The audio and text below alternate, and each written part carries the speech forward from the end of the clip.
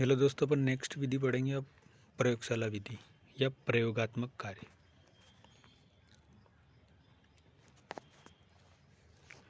जब एक गणित का शिक्षक अपनी किसी विषय वस्तु को स्पष्ट या सिद्ध करना चाहता है तो वह उस विषय वस्तु के संदर्भ में प्रयोगात्मक कार्य करता है।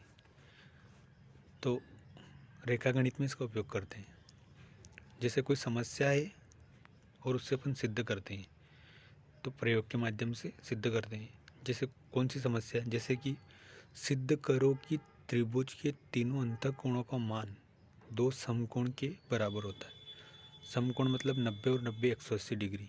तो एक समस्या है, तो इसे अपन प्रयोग के माध्यम से सिद्ध करेंगे। तो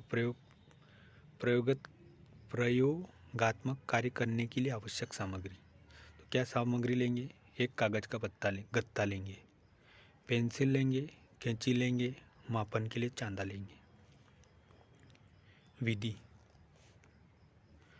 सबसे पहले कागज के गत्ते पर अलग अलग प्रकार की त्रिभुज पेंसिल की सहायता से बनाते हैं तथा फिर उन्हें कैंची की सहायता से काटकर अलग अलग करते हैं। अपन ने लिया ये कागज का गत्ता, इसमें 3 त्रिभुज काटे, ए बी सी।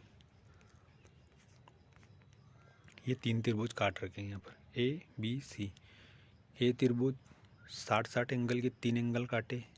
बी त्रिभुज 2 एंगल 30 डिग्री के और 1 एंगल 20 डिग्री का।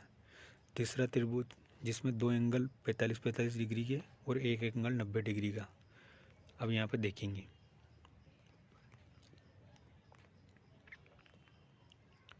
कोण त्रिभुज ए में देखेंगे। त्रिभुज एक में अपन ने क्या किया कि 60-60 डिग्री के 3 कोण काटे। तो कोण 60 प्लस कोण 60 प्लस कोण 60 बराबर 180 डिग्री। फिर कोण बी में एक 90 डिग्री का समकोण और 2 45-45 के काटे। तो कितना आ रहा है? 180 डिग्री। फिर तीसरा त्रिभुज 120 डिग्री, फिर 30 डिग्री और फिर 30 डिग्री, तो 180 डिग्री। तो अपन ने सिद्ध कर लिया कि 3 त्रिभुज के अंतःकोणों का योग 2 समकोण के बराबर होता है। तो 2 समकोण यानी कि 90 और 90 180 डिग्री बराबर।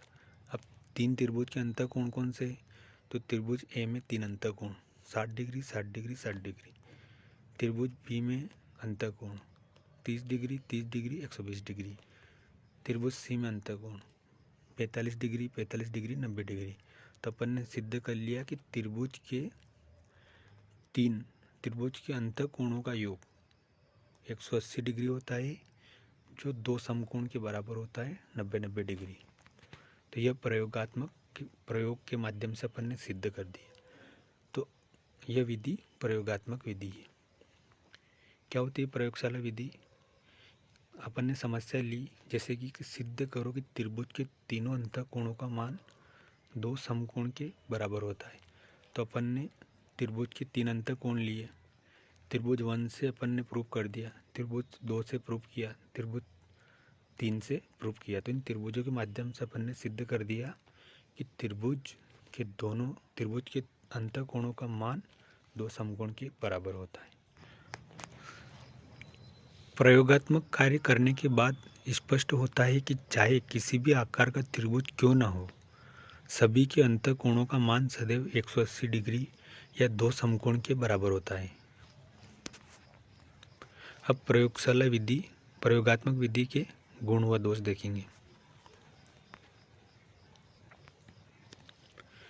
मनोवैज्ञानिक विधि, क्योंकि इसमें बच्चा क्रियाशील होकर कार्य करता है, बालक को क्रियाशील बनाए रखती है, वैज्ञानिक दृष्टिकोण एवं स्थायी ज्ञान होता है, तर्क एवं चिंतन का विकास होता है।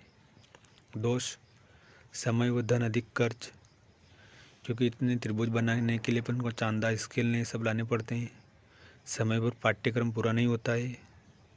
संसाधनों का अभाव, प्रयोग करने के लिए विभिन्न प्रकार की अपन को सामग्री की जरूरत पड़ती है, वो समय पर नहीं मिलती है। छोटे बालकों के लिए अधिक उपयोगी नहीं है। छोटे बालक प्रयोग को नहीं करते, बड़े बालकों के लिए उपयोगी है।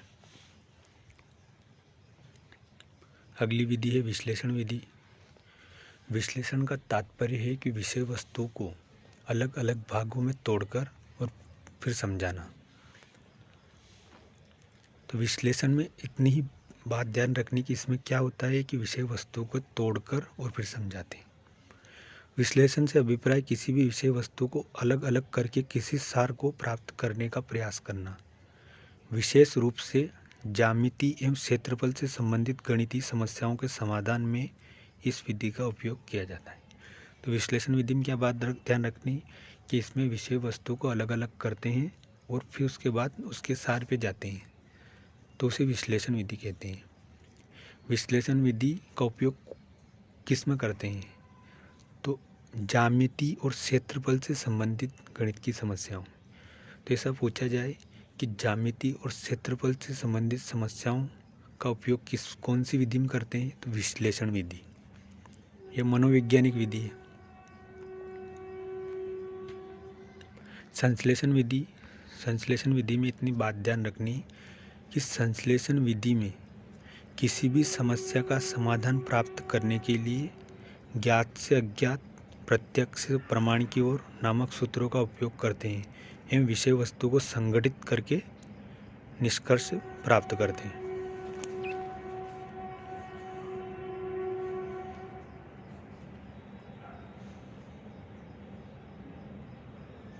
संश्लेषण का आशय है कि विषय वस्तु को अपन पहले इकट्ठा कर लें और उसके माध्यम से विषय वस्तु को समझाते हैं।